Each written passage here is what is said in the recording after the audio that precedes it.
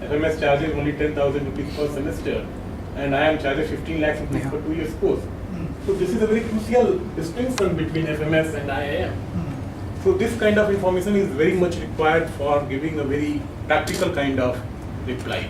I mean, if person whose income group is less, if I tell him to go to IIM, even if he is very brilliant or capable, he may find it difficult. It's not that easy to raise students' loans and all that and all that. So to do that. But I think like India is a type of society in which everyone is not comfortable with disclosing their income. So it should not be mandatory. It is actually very important. Income group is very important to choose a institute or college or course, but it should not be mandatory. Because like Indians, I don't think they are comfortable in disclosing their income group or salary. So it can like question answer, the whole profile, it should be as simple as that, because creating more fields and more like it will actually complicate the process. Question answer should be as simple as like students should not hesitate in like answering a question. It should not be like that he has to submit so many fields and then he has to like ask one question. Okay. So it should be really simple. No, actually what I wanted to tell you that first of all the registration must be simple, means simply give your ID and you can be registered, right? And then there will be a profile of his name, edit his profile, means at the time of putting a question don't ask any detail, but at the time of filling his profile you can ask his detail. Yeah. So that if suppose if I want to answer, then before answering his question I can click on his name and I can view his total profile, that whether he is from which income group and there is one point, because I receive all the question through mail. Right. So I'm not getting any link on which I can click and check the the person who is asking the question, that person's profile. Right. I'm simply replying it on an Excel. How do you suppose me that I will again log in into the site and search for each question and then find who is the actual user? No one has time. So that's not possible for everyone. I would like to add a few points here. I mean, the way I answer is generally when students ask questions, of course sometimes they are vague and sometimes it can spawn a new question. So I generally give a answer which I feel the best. However, I add that you should go to a good institute. I generally, like if she is from IT, then I say okay, go to AppTech or NIT and then ask about go to the counselor section and then ask these specific questions to them. They will do the best, because we are just offline, so we can hardly tell okay what is the general answer, but the person who is counseling, so the student has the information, okay, I have a task, I can go to his question and he has the right questions to get him proper answer. Because most of the times what happens, students don't know the right question to ask. That's correct. So that's the important part. One thing which I would like to add, we don't have something called knowledge portal here, in which like a student want to know, okay, what is software testing, or what is power electronics, what is industrial automation.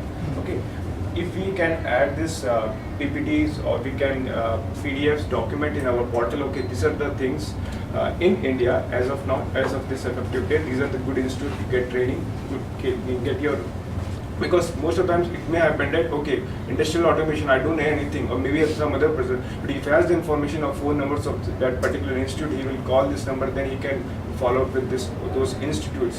So we can have one more tab section, knowledge portal. We can put all those important documents by Shiksha experts, approved by the core team. Then we can go ahead with this plan. I mean, that is a good way to start on this.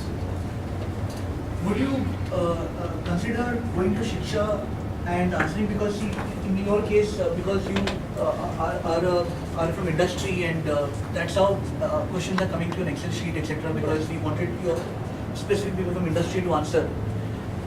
But there's a lot of advantages of going to the site and answering. You get to see other answers, etc. So would you consider going to the site if you will create a username password for you? I already have my username and password over there. The thing is, being in the industry itself, it's not possible for us to be available on site all the time. Okay. It may be possible that my schedule is too tight with all line up with all the meetings and company work. That might not be possible for me to log into the site regularly and answer all the questions. So that is the only reason. But And we also do the same, like whatever questions we are getting on our emails, we reply to them only. and in fact, to be honestly telling everyone, I was under the assumption that everybody is getting questions on the email only, and we are answering to those questions. And we've got so far only, I believe only 12 and 13 questions. Yeah, something like We that. were not aware that it was on such a large scale. Everybody is Very answering. true. Yeah. I just want to tell one thing that as you said that since you know the name of the student whom you're answering, few more details can be added, as in his email ID and the limit to spend or something like that, so that we come to know not the income but how much he can spend. Okay. But That way. first and foremost is the educational qualification. At times, Yeah, all of at that. times it happens Yeah, is even like then. student is in the first year of graduation and he wants to do MBA. It's not possible. Right? So for educational qualification column, it should be like Those few details have to be added in that. Why not to answer him first that this is the way, even if he's in class 10, then and he wants to go for engineering, maybe or MBA earlier, like later in his life. First, we should motivate him with the answer, telling him what is the way to prepare for an exam, right? And then how to prepare for the GDs and interviews, because that is the most essential aspect of today's corporate life or anywhere we go, right? Any public sector, any private sector.